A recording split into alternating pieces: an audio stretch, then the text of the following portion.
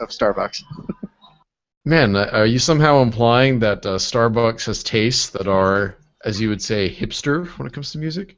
Oh no, Um, I would pray for hipster tastes. Actually, that would be so much more interesting than whatever the hell I'm listening to. all right. Okay, everybody, it's August 18th, and this is the Akka.Cluster contributors meeting. So I just posted a link into Gitter chat in case any of the other Akka.net users want to join. First thing I wanted to start off with in this meeting is that, looks like we lost Graham, darn it. Well, he'll come back. The first thing I wanted to start off with in this meeting is a big thanks to everyone who's been contributing. I know Graham sent in like 6 pull requests actually 7, including the one he did this morning, since our last meeting. So he's been tearing it up and diving right into the MultiNodeTestKit, which we're going to be talking a little bit about in more detail today. Suhas, thank you for your contribution also. I really appreciate that. I've been meaning to send in a pull request to uncomment out those 2 failing Akka.Cluster multi-node specs and just let the skip attribute to its job since you fixed that. So thank you. So what we're going to talk a little bit about today is how to actually design a multi-node spec and how the multi-node test runner works and how it picks things up and discovers it, etc. So I wanted to spend a little bit of time on that. Hello, Graham. Hi, I got a forced reboot from Windows Update. Well, that's okay. We've all had our trials and tribulations with Google Hangouts. The first one I did, my machine blue screened in the middle of it. Then in our virtual meetup last week, I had PowerPoint crash in the middle of doing my slide, and then at our Akka.Cluster contributors meeting, we couldn't even figure out how to get the thing to broadcast. So I'm not gonna tell you that it's unusual to have technical difficulties with Hangouts on Air. That being said, I just got done giving you some acknowledgement for all the pull requests that you sent in over the past week. I think 7 is the total number by my count that you've done. So thank you. That's more than Roger, Bartosz, and I combined for that same period of time. So great job. Thanks for doing that. And thanks for also leading the charge on doing some of the multi-node tests for Akka.Remote. I really appreciate that. So thank you. So one of the things that we're actually going to talk a little bit about today is the multi-node test kit itself and how to design a multi-node spec. Suhas, you did something on one of my pull requests that I thought was a brilliant way to try to learn sort of what's going on there, which is you actually commented on the diff for my own pull request and basically said, explain what this does and tell me what's really happening here and all that. And so I wanted to ask while I'm booting up Visual Studio here, was that format effective for you in helping sort of explain like how these multi-node tests are designed?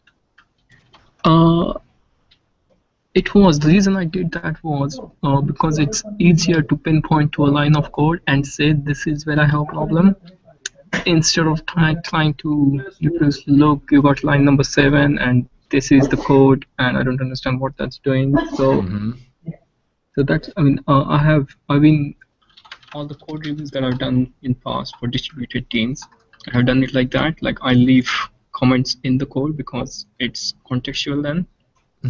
That's the reason I did it. Yeah, your explanation was good, and I think the only point I'm not sure about is it has a limited view. Not everyone can go into the pull request and see what questions I'm asking. They need to go through each and everything to find out whether that question is of interest to them or not. So from that point of view, I don't know whether that's the most effective way of doing things. Yeah, I know exactly where you're coming from. So what I thought I would try to do on this call today is, given that this is being recorded on YouTube, I was going to go and actually walk through on my screen that exact same multi-node spec that you and I discussed in the pull request, and actually walk through what's happening and what's really going on. That way, some people can go and refer back to this video and be like, oh, that's how this works. Yeah, so that would be good. But before you start, can I ask you a slightly different question? Yes, go right ahead. I understand that for the compatibility reasons, or to make it for the porting reasons, we try to maintain the same syntax as the original Akka project. But do you think that we are paying slightly extra cost of maintaining the syntax similarity with the original project? Because there's a lot of things that could be done in a better way using C# kind of C# way of doing things. What would be an example of an area where we might be doing that? So let's talk about a concrete example. I don't have an example. Like I can come back with an example, but okay. So here's what I would say. We don't want to blindly follow the JVM syntax because that's just what they did. That's sort of like cargo cult programming, right? Yeah. We don't want to do that. What we do want to do, though, is we want to assume that, for instance, so here's a good example, like the way they've structured the remoting system, like the way all the actors are set up and the way all the little state machines are described and all that. We want to assume that that's a product of lots of years of heavy production use, and there's a lot of like ingrained knowledge from those users that drove the design of that. So we do want to like maintain the conceptual integrity of that design. That being said, in terms of the actual syntax we use for implementing that design, we should try to make it idiomatic .NET and C#. So if there's an area where we're not doing that, then that's something that we should change. Because I would argue there's not a lot of value in having going through all the effort of porting this JVM framework to .NET and not having it feel like .NET. You know what I mean? No, it does feel like .NET. I don't mean to say that it doesn't feel like .NET. Oh yeah, no, I'm saying, but like in some areas where it's like the syntax is off, you know, we should really strive to do that. So like a good example of something that we wouldn't do would be define a bunch of our own like link extension methods that have the exact same name as the Scala ones. Like, oh, we need to go and have like instead of using like a fold plus mapping function like in .NET, we can use the aggregate command and link to do a lot of that stuff. But if instead we like just blindly translated everything they had in Scala land and tried to reinvent the wheel here in Akka.NET, that would not be a very good use of our time, and it would probably lead to more bugs, wouldn't it? Mm-hmm. Yep. Yep. So yeah. So from my point of view, you should feel empowered when you're porting this code to make the best decision possible to try to make it understandable, like good C# code. You don't have to strictly follow the conventions or the implementation of the JVM sort of way of doing things at the syntactual level. You know, their designs are fairly robust, but even they have issues where it's like there's some legacy feature they have to keep around, where if they had to do it from scratch, they wouldn't use it. A good example of that is in Akka.Remote. They used to have this concept of a secure cookie as a way of trying to like authenticate individual nodes that were connected via Akka.Remote, and it turns out that technique wasn't secure at all. There was like they found that out, and so they've deprecated it. And so, you know, at one point we were talking about porting that over, and I was the one who was sort of advocating that we do it. And Roland Kuhn weighed in. He's like, you know what? If you can do it, just strip that out of all the code. Like try to just go ahead and drop that feature in its entirety. It's a lot of work. It's a headache, and it doesn't work. So please don't do that. So we can. We have the ability to we don't have to repeat the same mistakes that the Java and Scala team did, you know, and you know, so anyway, this is a long-winded way of saying try to make it good, like idiomatic C# where you can. Yep. Right. Yep. You happy with that answer? Yes. Good. All right. Glad to hear it. Any other questions you guys want to ask before we spend a little bit of time talking about the multi-node tests? Nope. All right. Well, I'm going to go ahead and share my screen real quick. There we go. Okay. So you guys should be able to see Visual Studio. Can everyone see that? Right, is there a way to make this full screen on Google Hangout? In Google Hangouts, is there any way to make it full screen? You're asking me a question about Google's interface? It's like I would know, man. Recording it at full screen, if that makes any difference. I'll leave it to Andrew to sort out if there's a way to make this full screen in Google Hangouts or not. I don't think there's a way to do it right now, but it'll be full screen in the recording. It'll be full screen on the recording. So they'll give you that sort of half-assed answer. Yeah, it's like I'm not even going to go into it. Never mind. All right. So this is one of the first Akka.Remote multi-node specs that we ported over. And so this is part of my pull request I did, I guess, a little bit over a week ago. I think it was right before the previous Akka.Cluster contributors meeting that I did this. So maybe it was right afterwards. I can't remember. But either way, we have a set of multi-node specs for Akka.Cluster and a set of multi-node specs for Akka.Remote.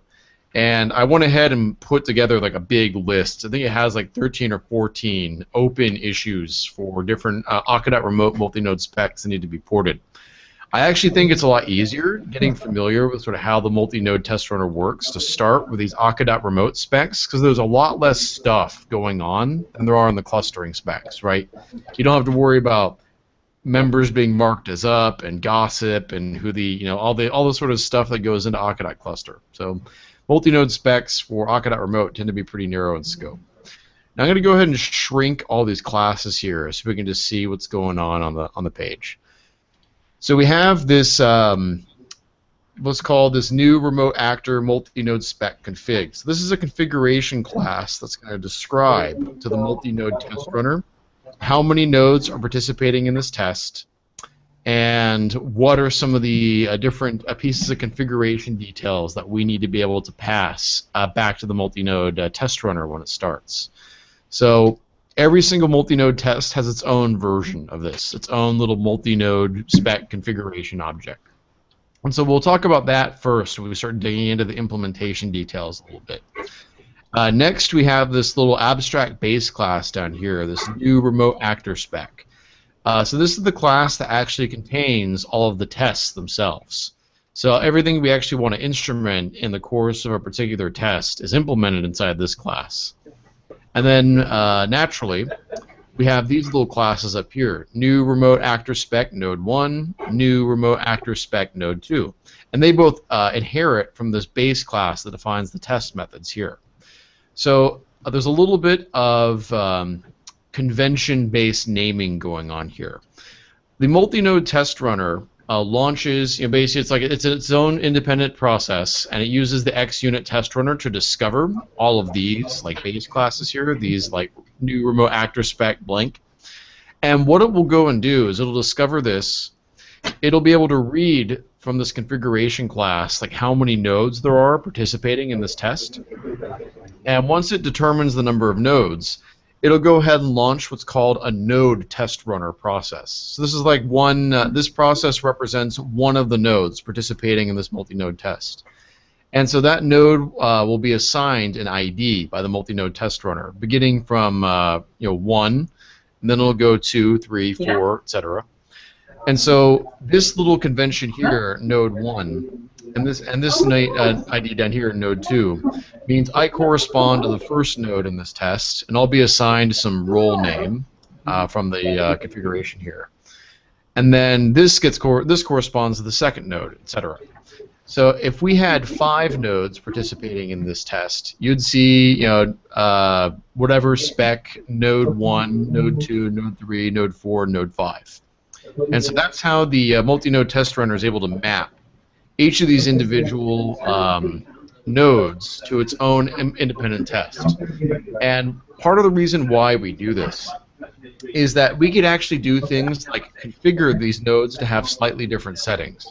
So a good example might be, I might actually configure node 1 to use a slightly different failure detector, like heartbeat interval, than node 2. Because one of the things that we might want to test is what happens if one node is expecting heartbeats faster than the other one who's sending them, right? That's a perfectly valid thing we might want to test. And in order to do that, we need to configure these two nodes to act differently. Now, for the most part, it's pretty For the most part, all the nodes usually run with the same configuration, but there are cases where it can be different. And I'll show you an example of that inside the Akka.Cluster specs.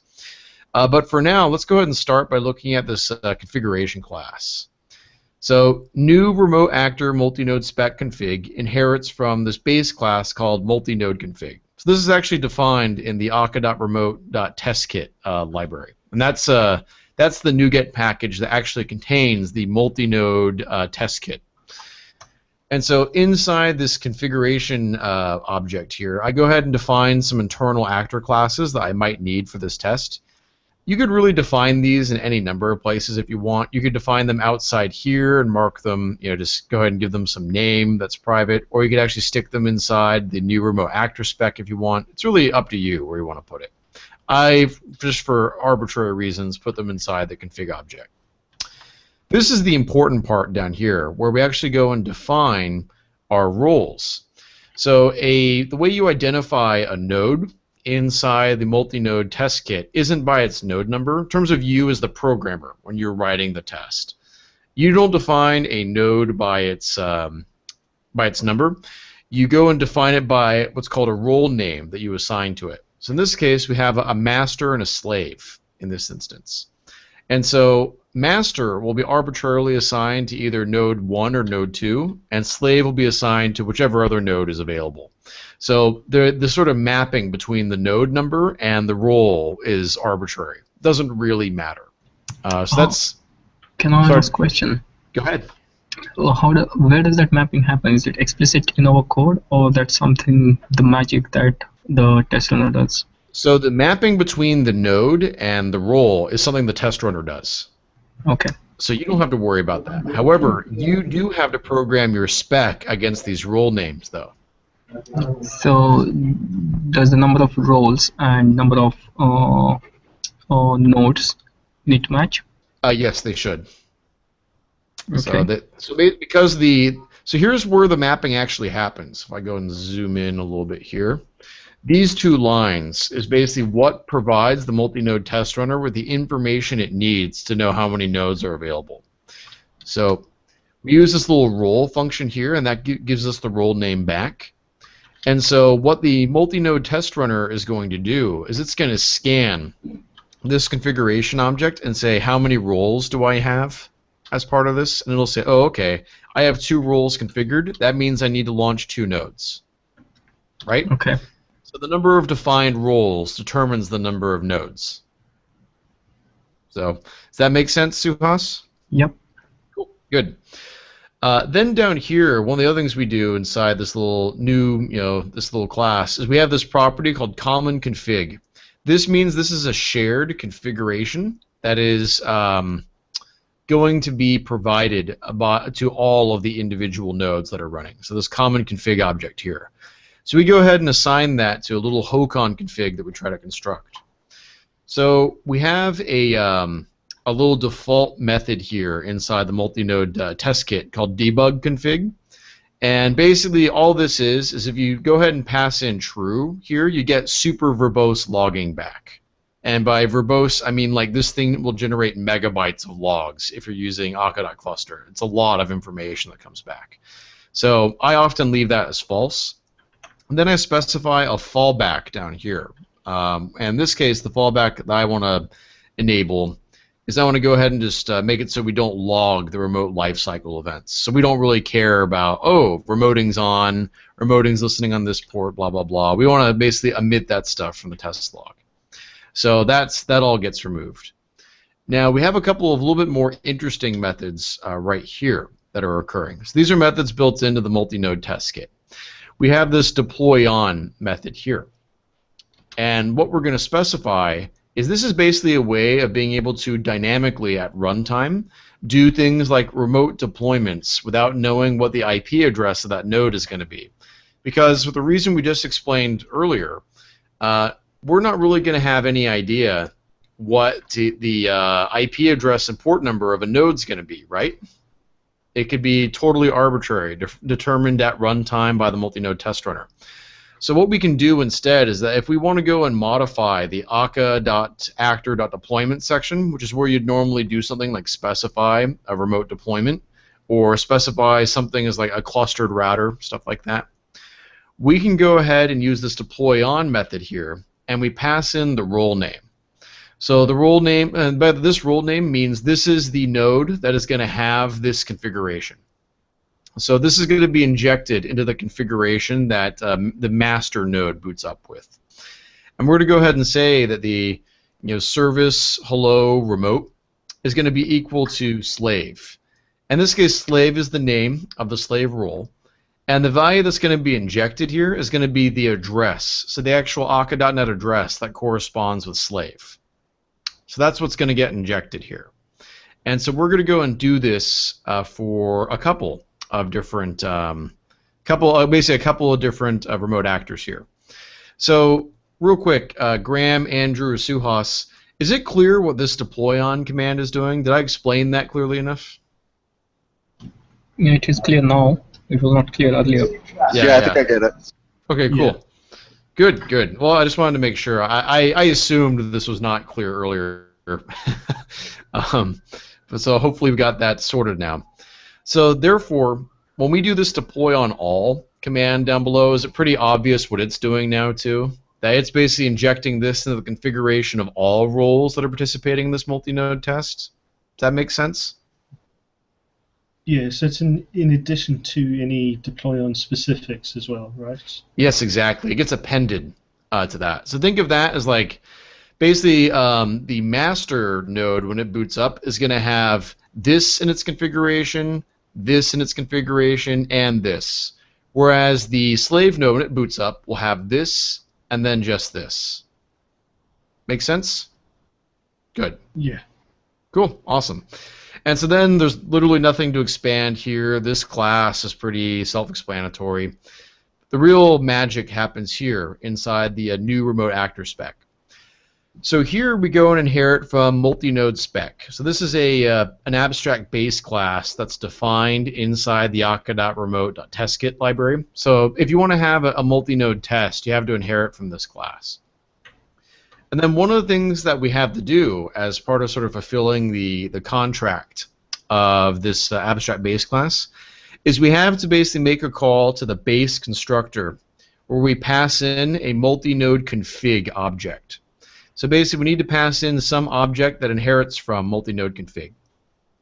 And so the base multi-node spec class expects that.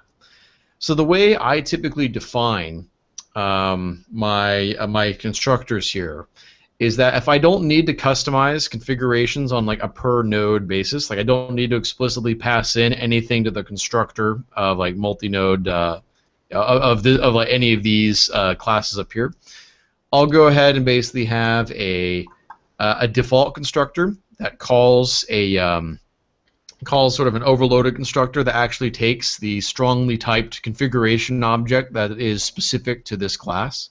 So it'll be the new remote actor multi-node spec config, and then we'll pass that into the base class here. And we'll want to hold on to a reference to that strongly typed configuration object because it has some information that we care about. Namely, it has access to all the role objects, the role name objects we want to use. So, any questions about this so far? Pretty straightforward. Okay, good. This little method is something that we have to override when we're doing the multi-node spec config. It's an abstract method, these two. 99% of the time, you can just return roles.count and verify system shutdown. There are a couple of tests where you might need to customize this. In the context of the Akka.Cluster multi-node specs, we actually inherit from a totally different base class, the multi-node spec. I think it's MultiNodeCluster spec is what we inherit from there, and that base class is specific to the Akka.Cluster multi-node specs, and they automatically implement these properties for you there. So you don't need to worry about that when you're porting like an Akka.Cluster multi-node spec. Now down here, this is one of the drawbacks to the multi-node spec system today that I personally find to be very inconvenient, which is that we have to go and wrap all the different test methods, which would normally be their own multi-node fact, inside a single method that calls all of them in sequence today. One of the things that's a little bit different about a multi-node spec from a normal unit test is that the one test sort of builds on the other. where these tests basically represent different phases of a complicated operation that involves multiple nodes in a distributed system. And you typically want to have an assertion at each phase in that process. So the way these specs are defined on the JVM is each of these methods here are essentially individual assertions. Unfortunately, the way we do that in Akka.net today is we go ahead and lump it all together as one big sort of monolithic multi-node spec. There are some things we could do to change that. I think the biggest one would need to be switching from XUnit to NUnit, so we could actually allow the test behavior, the test frame runner behavior, to match what JUnit does in Scala. So that's one thing that we might need to do in order to support that. And the reason is that in XUnit, for every single test method you execute, the entire object, the test, like the, I don't know what it's called, it's not the test fixture, but whatever class it is that contains that method, gets destroyed and recreated every time, which would mean that would basically need to go and relaunch all of the nodes and everything else that are participating in the test. So that's a sort of a somewhat of a drawback of using XUnit for this. So that's the reason why that's there. And so the way we just work with it today is we still follow the JVM convention of breaking all of these individual sort of tests out into their own methods. And that's what we've done here. So any questions about why we need to group all of the test methods together into one method here and then decorate it with multi-node fact? Is that obvious? Or if it's not obvious, is it at least clear now? Cool. I'm going to take that as a yes. All right, now we're going to get to the real meat of the matter here, which is defining the actual assertions that we want to run in a multi-node test. So the two primary methods you're going to use all the time in a multi-node spec are run-on and then enter barrier. So we'll talk about run-on first. So run-on in this case means we want to run this block of code, but we only want to block it on the specific nodes down below here. So this is why we hold on to the config object, by the way, why we stick it into a private member field. It's so we can get access to the role names we defined in that configuration, because that's what we need to make sure that the correct node runs this code. So we can go ahead and do run on, and right now this means that this code will only run on the master node. However, if I wanted to, I can go ahead and make it so this code will now run, I'll do config.slave. This code will now run on both master and slave. So essentially what we have is we have this little action, this thunk, that's going to be executed here. And then we just have a sort of list of role names we can just pass in arbitrarily here down below. And that'll dictate who can run this code and who can't. And then, sorry, go ahead, Suhas. I know that you had explained this on the pull request, but I still don't understand how. So if you look at the definition of run-on, it's just taking that action delegate and executing it. The only check it's making is whether the role that you have specified is in the role collection or not. Yes, basically it's like, okay, I'm node 1. I know that I'm running as role master. And when I see this run-on block, when the test runner is like executing this, it'll go and check, okay, am I currently this role?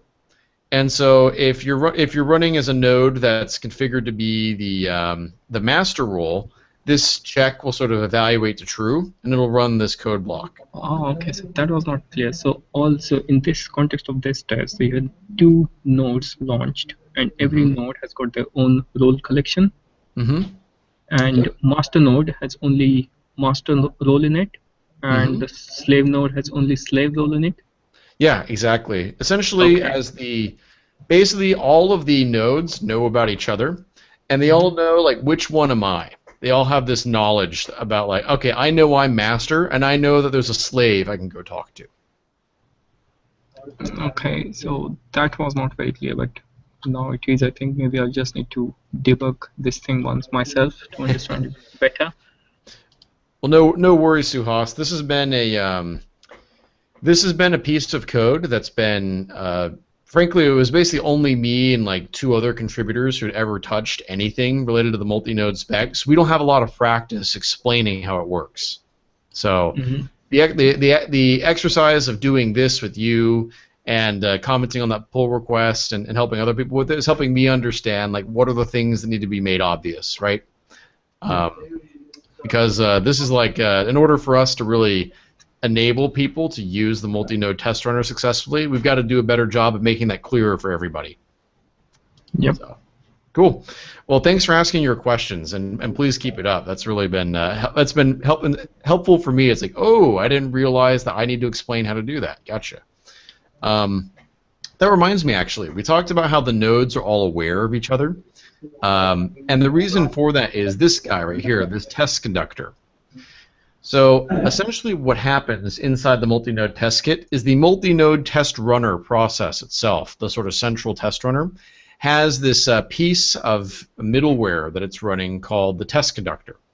And what the test conductor's job is that it's sort of a central way for nodes to do things like report on whether or not they've completed a test run, whether or not they failed, and whether or not they've synchronized on a barrier, which I'll explain in a moment. What we can also use the test conductor for is we can use things like give me the address for the slave. And so that's exactly what I'm doing here is like I need to be able to go and make an assertion on this remote actor that I deployed. I need to be able to go and verify this remote actor really does live on the slave. So the only way for me to do that is I can go ahead and extract the address from this remote actor reference, and then I need to go and compare it to the address that the test conductor is going to give me and make sure they're the same, which is exactly what this little assertion is down below here. So I can call testconductor.getAddress for config.slave, and then this is a TPL method. So I'm going to go ahead and block on it here and just wait for a result. And then once I get that result, I can go ahead and say, okay, I can go ahead and basically send a test message over to this actor here, and then I can do just like how I would in the normal Akka.NET test kit. I can go ahead and do an assertion on the test actor, like I expect a actor ref message to be sent back to me, and I'll be able to go and do an additional assertion here on the address. So is it clear what the test conductor is doing in this case? I'm going to go ahead and shut off Gitter here since apparently I'm in the mono chat room and that's got some people in it at the moment. All right. Sorry about that. Okay. So anyway, so Graham, Suhas, Andrew, is it clear sort of what the test conductor's job is in this case and what it's doing? Yep. Yeah. Cool. Yep. There's some other stuff the test conductor can do that's really useful too. So I'm going to go ahead and pull it up real quick. I can go ahead and do things like I can have the test conductor perform a TCP reset, like basically force like a disconnect between two nodes. So I can go ahead and say, okay, I'm going to have master think that the slave is down. I can go ahead and basically perform this little abort operation right here, and this also returns a task. So that's pretty cool. I can also do stuff like, let me go ahead and delete that. I can go ahead and do things like cause a disconnection. I can go ahead and black hole, which basically means that the connection is still active, but all the packets are being dropped. I can go ahead and turn on the black hole between two nodes. I can also do things like kick a node out of the multi-node spec if I want to. So if you're testing something like how does a cluster work when one of its members leaves, you can go ahead and call the exit command and basically go ahead and remove it from the test there. So the test conductor is actually a really useful piece of machinery for doing a lot of these specs.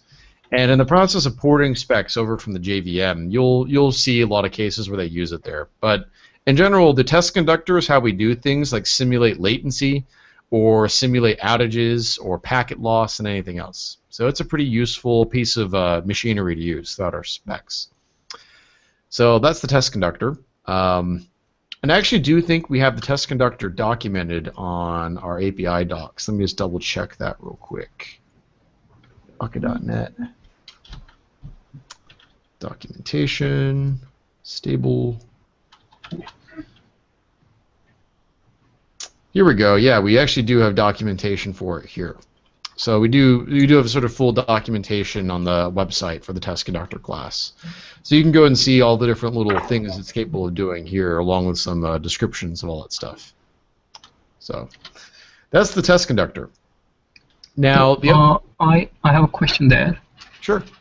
What's the difference between getting an address of the actor using test conductor versus getting the address using different method that's on line 108? Like this method? Yeah. This is giving us the address of an actor reference. No, right? not that one. The one after should be. Oh, here. Node config.slave. Oh, that part right there. Well, Yeah. let's take a look at how it's implemented, because the truth of the matter is, I don't know. It does the exact same thing. Okay. I guess that's a shorthand way of doing it, huh? So, yeah, good question. Okay, so yeah, it's essentially doing the same thing that this is doing. So this is the low-level way of doing that. This is just a convenience method. So good question. Got it. Cool. Okay, the last thing I want to show you as far as this test goes is this enter barrier command here. So who's familiar with the concept of a synchronization barrier between nodes? Anybody? Go ahead, Graham. So the synchronization barrier is ineffective. One's running faster than another. It'll wait for the others to catch up and then cross the barrier together. Mm-hmm. Exactly. It's kind of like the idea of like a manual reset event in C#, but imagine it operates at the level of the network, though, where you've got all these different, and it'd be like if you did a manual reset event and you did signal all. So like everybody who's waiting on that reset event goes at once, essentially. So that's essentially what a barrier is a distributed version of that. So there's an actor inside the MultiNodeTestKit called the barrier coordinator, and it's sort of run in part by the test conductor. And so in the case of like the slave node, since the slave has literally no work to do here other than wait for this remote deployment to be done, the slave's just going to sit here and wait on the barrier before it proceeds to running the next test right here. So it's going to block. So the barrier is it's quite literally a synchronization barrier. You're synchronizing the nodes so they all start the next part of the test at roughly the same time. And they wait until certain assertions have been made throughout the course of doing the test. So we have this barrier, and we give the barriers a name, by the way, because you can have multiple barriers going on throughout the test. So we enter this barrier done right here. So you can imagine that the slave is probably going to hit this barrier a lot sooner than master, right? So yeah, master's got work to do. It's got to wait on this result to come back from the test conductor, and then it's also got to wait for this message to be sent back from the actor remotely deployed. So that's why we have the synchronization barrier here, is to make sure the slave doesn't like exit the test immediately and be like, well, I'm done. Meanwhile, the master, who depends on the slave to be in a certain state for this part of the test, is going to get totally inconsistent values if you don't have that. So that's what enter barrier does. And so we define the barriers? Mm-hmm. We define the barriers. Yeah, and I think we have the ability to go and customize here. We can actually enter like multiple barriers in this order. So we can do done, yeah, magic. Go ahead and do rainbow here, all that sort of stuff. So that way, if you have different nodes, let's say you have like a little bit of a cooperative algorithm going on. There's a couple of nodes that are doing some work that's independent of others. You can have these nodes waiting on their own barrier, and you might have other sub-barriers that those two nodes are executing that you want to wait on too. Typically, you don't see that. Most of these tests are designed to be simple, so you're not really going to see a lot of that, but it is something that is possible to do. Now, another thing to point out is that we actually enter this barrier, this done barrier, again down here. So we enter it once there, and we enter it again down here. So you can basically reuse the barrier name. What you want to avoid, though, is you don't want to reuse the barrier name while things are happening. If different stuff's happening across different nodes, you don't want to conflate what the barrier means across those nodes. So in this case, the barrier always means the same thing in this test. It means once we're done doing all of our remote deployment stuff, we can proceed on to the next test. So if you had, you could potentially have multiple barriers that nodes need to synchronize on at any given time. But when you start doing that, you're dealing with really complicated looking tests at that point. So you're better off keeping your barriers simple. And overwhelmingly, most of the multi-node specs we use in Akka.net and Akka.Cluster are done this way, where you have some work that happens, you enter a barrier, then you have some more work that happens after that. So is everyone pretty clear on the concept of what a barrier is and how it works? Okay, cool. And then, let's see, that's just part of the normal test kit. So here we go. Here's an example right here where we might be doing something a little bit more sophisticated. So we're actually remotely deploying an actor, and then we're shutting down the system that we remotely deploy the actor on, and we're waiting to assert that the system that's still up receives a death watch notification after the system that terminated exits, right? So we're doing something a little bit more sophisticated in this final assertion here. So the first thing we're doing here is we're doing this within block. So this is part of the normal test kit. This isn't part of the remote test kit. And within basically means that all the code contained in this little lambda here has to be completed within 20 seconds inside this process. So that means that you have 20 seconds inside node 1 and 20 seconds inside node 2. And so those 20 seconds will be happening ideally concurrently. Those 20-second windows will be happening concurrently in two different processes. So what's going to happen in this chunk is we have this piece of code that's going to run on the master node and this piece of code that's going to run on the slave. So what will happen here inside the master node is we're going to run and we're going to go ahead and basically remotely deploy this actor. We're going to death watch this actor, and then we're going to wait on the synchronization barrier deployed here. The slave system is also going to wait on this deployed synchronization barrier here. And basically once the slave exits here, because there's no more barriers below, once the slave exits, it's going to blow through this code and verify that it's basically going to shut itself down automatically. So when the multi-node test reaches the end of all the test methods, the node shuts off automatically here. So in this case, bless you, by the way. In this case, the master is still going to be alive. And what it's going to do is it's going to wait for some period of time. In this case, it's going to wait until the end of this 20-second window elapses.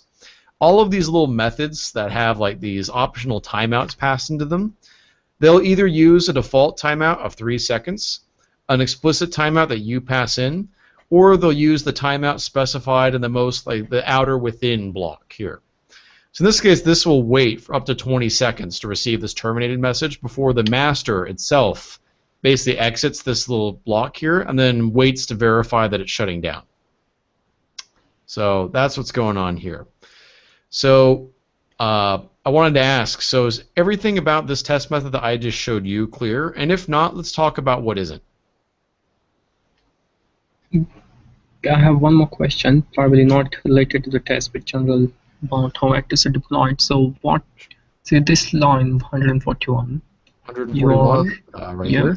Yep, so you are deploying some actor somewhere.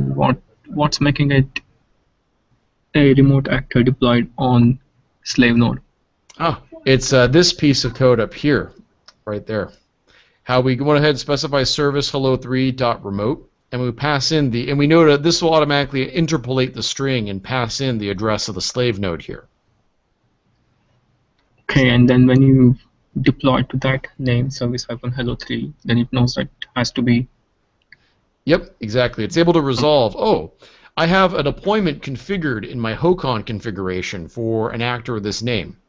And I know one of the details of that deployment is that this actor is a remote actor. So therefore, we're going to remotely deploy it. Does that make sense? Yep. Yeah. Cool.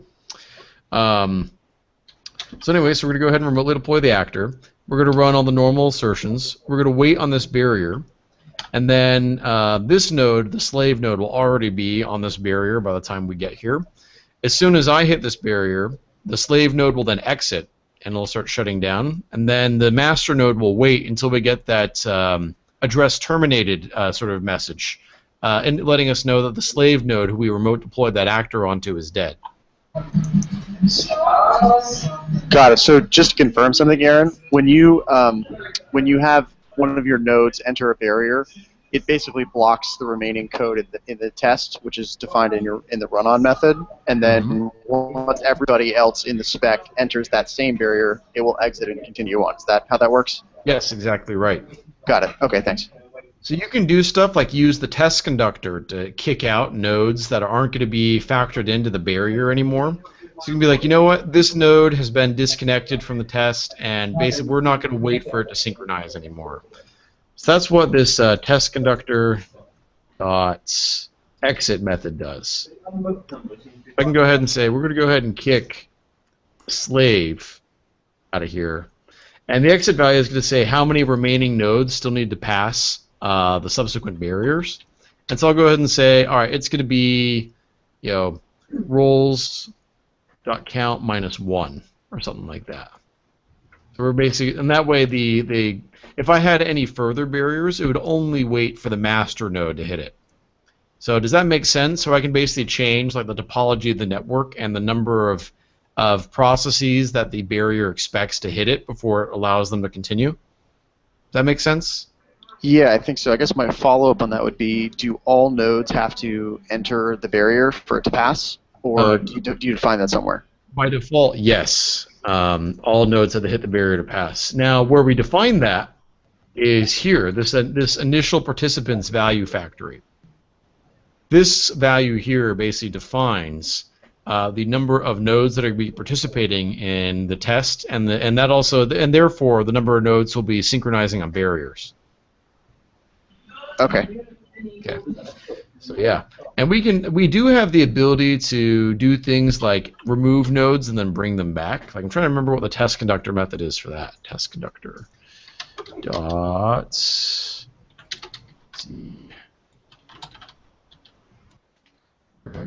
Bring a node back. Let's see. Guess I can start. Yeah, I guess technically I can use some code here to go and manually fire up a new node if I want to. That's really gruesome and nasty. So I recommend letting the configuration and the node test runner do that for you. But yeah, you can. There is a way to do that, and it's kind of it's not something I know how to do off the top of my head. I'd have to go and look at the source code to figure out how to do that. Okay, thanks. Yep. So that's that. So does everyone sort of understand this right now? What are the basics that you need to define a multi-node spec? Based on what I've shown you, anyway. Yeah. Yep. Cool. Good. Well, let me show you real briefly then. We'll take a look at a little bit more sophisticated multi-node spec. We'll take a look at one of these Akka.Cluster specs here. So this is one of the specs that we've currently disabled because it has racy behavior with it. We know there's something wrong with this spec, so it's been skipped for the time being. So you can see here that I went ahead exactly like we did before. I defined this little multi-node config object, cluster consistent hashing group spec config. I defined 3 roles. I went ahead and set them all up. Here I basically set up what's called a multi-node login config. This is basically just, if I go and take a look at this here, go to declaration. This is a config that just passed in a couple of like custom loggers that we can go and use at any given time inside Akka.Cluster's multi-node specs. Right now it doesn't really do much of anything. So, but before we were doing a lot of testing and debugging using an nlog logger that would write out to UDP. So that's what that was for initially. We also have the debug config from before, and then we have a couple of little fallbacks here. Now, one of the things that we have going on inside Akka.Cluster, the Akka.Cluster multi-node specs, is we have this multi-node cluster spec base class, and it has a little default method for returning like a default cluster configuration that we can use. And so this default cluster configuration just specifies things like we're going to use the cluster actor reference provider, here's the gossip interval, and all that stuff. So that's part of what we're using here and the way we define our configs. So multi-node cluster spec basically overrides some of the behavior that's built into the default multi-node spec that you use for just testing Akka.remote, essentially. But the way you actually go about actually building a spec is virtually identical. So we have our config object. We have all of these little classes that inherit from our base class that follow the node 1 through n convention. And then at the very bottom down here, we actually go and define our test exactly the same way we did before. And in this case, I went ahead and defined some helper methods that we're going to be calling inside our test. And then here's where we have the little multi-node fact object we skipped before here. And so we have some test methods, some additional test methods built into the Akka.Cluster spec that you normally wouldn't have. So like await cluster up being an example. So we're going to go ahead and wait until all of these roles have joined in a cluster together. So this under the hood uses a combination of a couple of like the Akka.Cluster built-in methods, and it also uses a synchronization barrier to make sure that all the nodes are officially marked as up in the cluster before the barrier gets passed. So this is like a custom method built into the multi-node cluster spec base class here. And then otherwise, all of this code is basically like exactly the same as any other multi-node spec. And you can sort of see what's happening down below here, where we have this little barrier we hit on once we wait for a certain number of messages to be sent to the router, and then we expect one node who's been remotely deployed, or excuse me, has been locally deployed, excuse me, on each of these nodes to wait for the test to arrive. Wait for the messages to arrive, excuse me. So that's what's going on here. So all I wanted to point out with this wasn't necessarily to explain like exactly what this test is doing, because it's doing some stuff with some pieces of plumbing we haven't talked as much about, like clustered routers, but really just to show you like how we can extend the multi-node spec class to go and do new things like await cluster up. And so that's really all that I have for you today. So I wanted to take a moment now to take any questions that you guys might have about the multi-node test runner and maybe the way we design multi-node specs or anything else therein.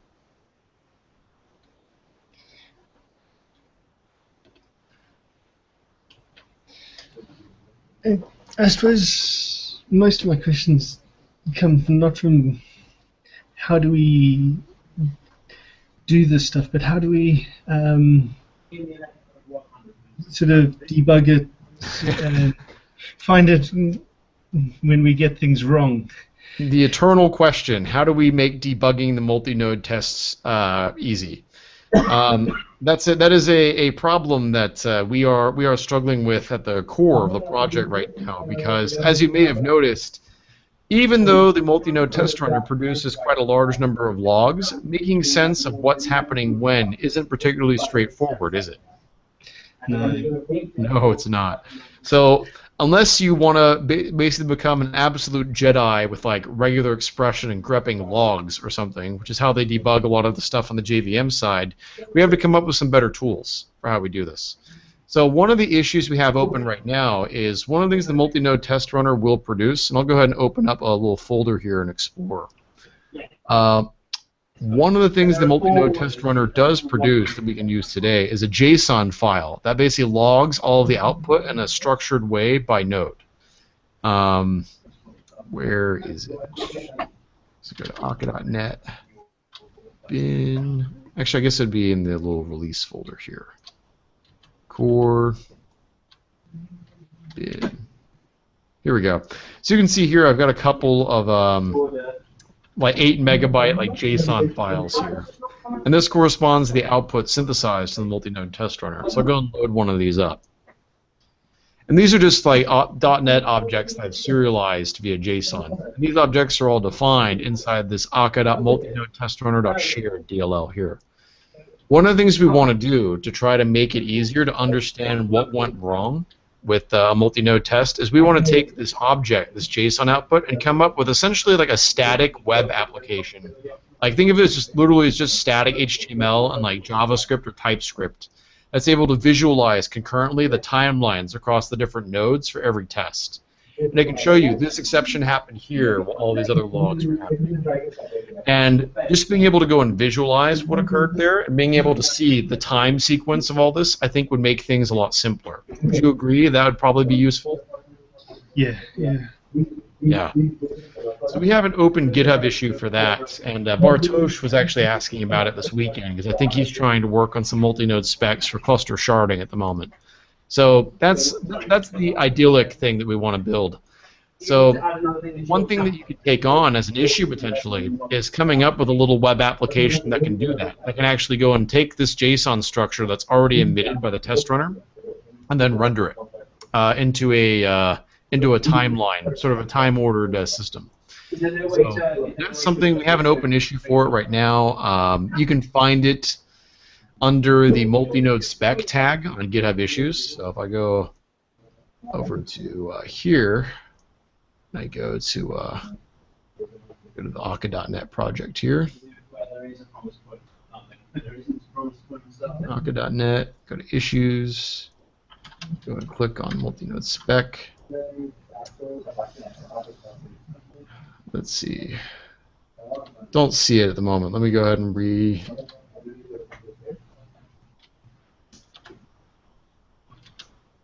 Here we go, multi-node test runner visualizer. I guess I have not put this under the multi-node spec label. There we go. Got it. So anyway, we have a detailed issue on this.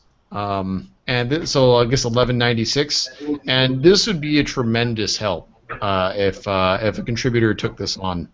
So we all have a need for it, and it's just really a matter of putting that ahead of the other stuff that we're doing. So that's one option. The other thing that we can do, and I believe I showed this during our first video, is Visual Studio has a tool called the Child Process Debugger. So go and look at that. Visual Studio. Yeah, there we go. There we go. So here it is, the Child Process Debugging Power Tool. This will allow you to set breakpoints inside those multi-node specs, and they'll fire when the individual node that's executing that code hits that statement. So that's a really useful thing to do too, is you can use this. So this is a plugin from Microsoft you can install in Visual Studio.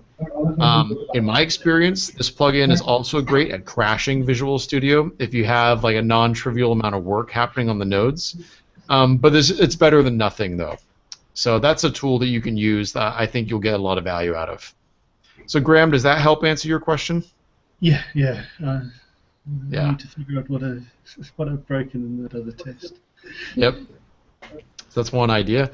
Yeah, debugging multi-node tests is a massive problem that we have right now.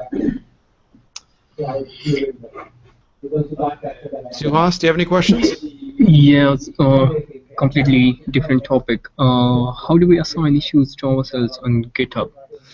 Right now, so yeah, I noticed Graham had an issue with that this morning, and it might be an issue with permissions at the team level. Right now, the best way to assign an issue to yourself is just to claim it in the comments, say I'm doing this, and I'll go down and actually like assign it to you properly. Okay. We're adding people to the Akka.net contributors team because basically you need to be on a registered Akka.net team in order to assign issues to yourself. That's sort of part of the permission structure on GitHub. So we'll need to assign you to a team, and then it sounds like there was an issue with Graham where he wasn't able to assign himself, even though he is on a team that should have permissions to do it. So I'll go double check and see what the issue is there. Okay. Yep. So does that answer your question? Yes. Good. All right. So is there anything else that we should talk about? Not really. Nope. Everyone feel like they have information they can use, and does everyone have something that they're working on currently? Graham, I know I still owe you feedback on your pull request. I'll be doing that right after this call.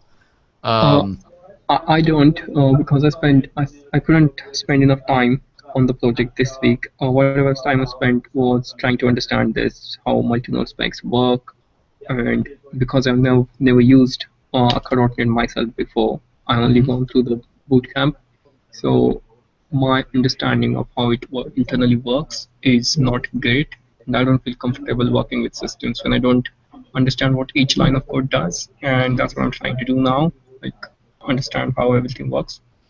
Good. Was this helpful for you then? Yeah, it was enlightening. Good.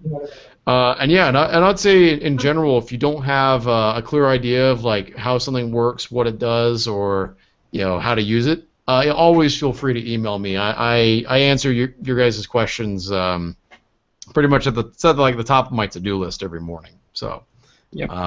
Happy to answer them. Okay. Well, Yep. in that case, unless there's nothing else we should discuss, we can go ahead and end the call here. Yep. All right. Thanks a lot, guys. Really appreciate your time today. And keep on sending those pull requests. I'll be sending some myself over the next few days here. We will not be having a meeting next week. I'm going to be in Rio de Janeiro speaking at QCon, a big conference down there. So I might be in the middle of delivering my workshop to a bunch of Brazilian software developers at the time. Wow, that's good. QCon is a big thing. Good luck with your workshop.